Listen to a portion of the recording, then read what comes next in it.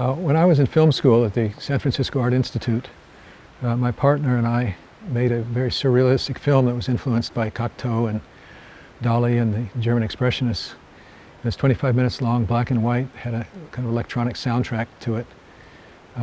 We were so poor that we built the sets out of paper and threw lights on them. I think it was a $50 roll of butcher paper.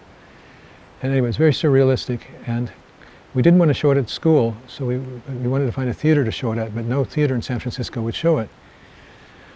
So I had a plan, and the plan was I would go to New York because I heard that Salvador Dali stayed at the St. Regis Hotel.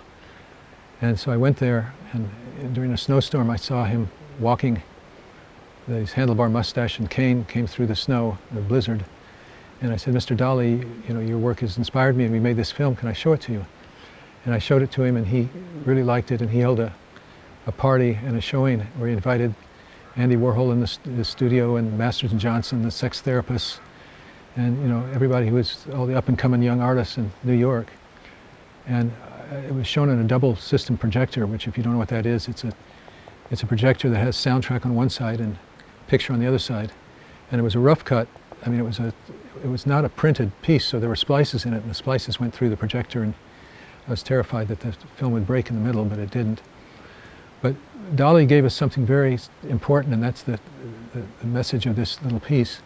He gave us his name. He gave us his stamp of approval that this was something that Dali liked and supported. And I was able to go back to San Francisco, get film critics to show up who reviewed the movie, told people about a showing that was going to be a big 2,000-seat theater, and we filled the theater.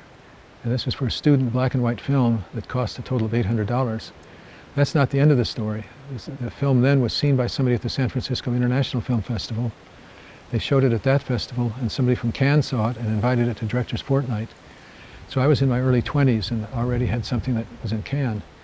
So, you know, the importance is this would not have happened without Dali, you know, lending his aura and his mystique to the whole piece. So when you think about the film you want to make, think about some element that's going to elevate it above everybody else and create a buzz and an intrigue and a fascination. And you'll get much better turnout, much more success.